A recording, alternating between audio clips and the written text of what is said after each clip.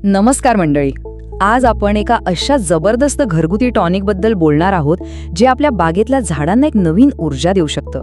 आणि सगळ्यात भारी गोष्ट म्हणजे हे आपण अगदी घरातल्या साध्या वस्तूंपासून बनवू शकतो. आपल्यापैकी कित्येक शेतकरी आणि बागायतदार मित्र महागड्या रासायनिक खतांवर पैसे खर्च करून वैतागले असतील, बरोबर ना? म्हणजे खर्च तर होतो, पण पिकांची वाढ काही मनासारखी होत नाही.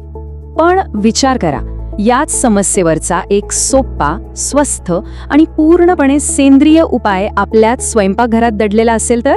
हो, खरंच. आज आपण याच घरगुती टॉनिकबद्दल सगळं काही जाणून घेणार आहोत. चला मग बघूया आज आपण काय काय पाहणार आहोत. सगळ्यात आधी, हे सेंद्रिय टॉनिक नक्की आहे तरी काय? मग त्यातील घटकांमागे काय विज्ञान आहे, ते बनवायची पद्धत, फवारणी कधी आणि कशी करायची, आणि सगळ्यात शेवटी याचे फायदे आणि काही महत्त्वाच्या टिप्स.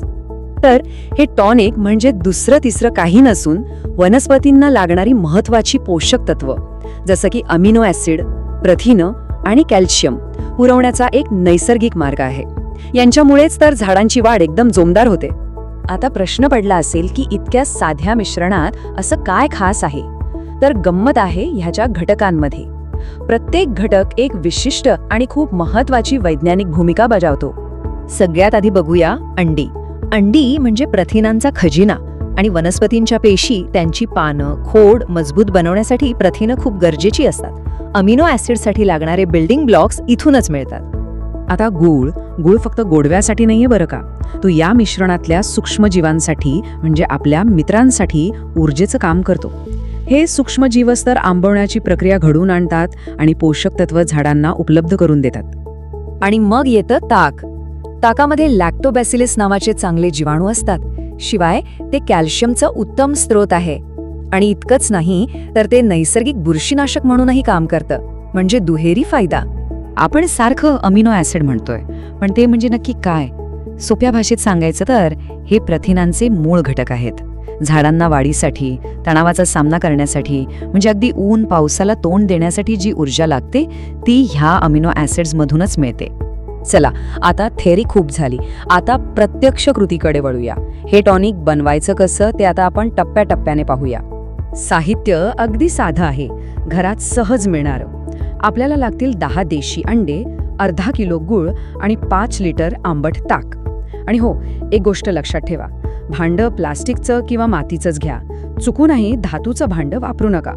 कृती तर त्याहून सोपी आहे. एका मोठ्या बरणीत आधी 10 अंडी फोडून टाका.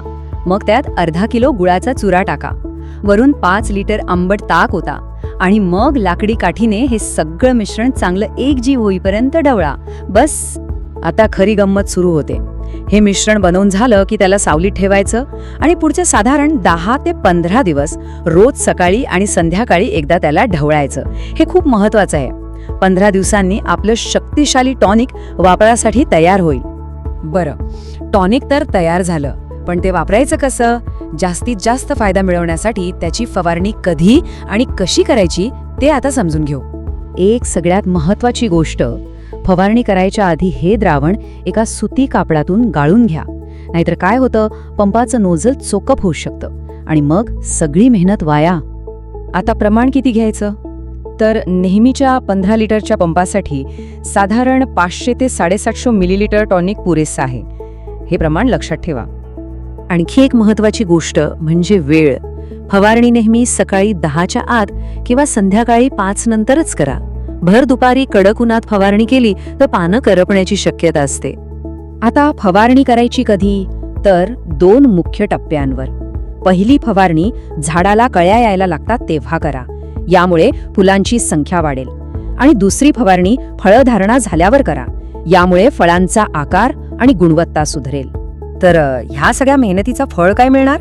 चला, आता या टॉनिकच्या जबरदस्त फायद्यांवर आणि काही शेवटच्या टिप्सवर एक नजर टाकूया. याचे फायदे खरंच खूप आहेत. फुलांची संख्या तर वाढतेच, पण फुलगळ आणि फळगळ पूर्णपणे थांबते. फळांचा आकार मोठा होतो, त्यांना एक वेगळी चकाकी येते आणि चवीलाही ती गोड लागतात. इतकंच नाही तर हे एक सौम्य कीटकनाशक म्हणूनही काम करतं. आणि एक चांगली गोष्ट म्हणजे हे टॉनिक एकदा बनवलं की साधारण 3 ते 4 महिने आरामात टिकतो. म्हणजे तुम्ही ते गरजेनुसार वापरू शकता. चला, जाता जाता 3 महत्त्वाच्या गोष्टी पुन्हा एकदा लक्षात ठेवूया. 1. भांडं नेहमी प्लास्टिक किंवा मातीचं वापरा. 2. फवारणी करण्याआधी द्रावण नेहमी गाळून घ्या. आणि 3, कडक उन्हात फवारणी करणं टाळा. या गोष्टी पाळल्या की रिझल्ट नक्की मिळणार.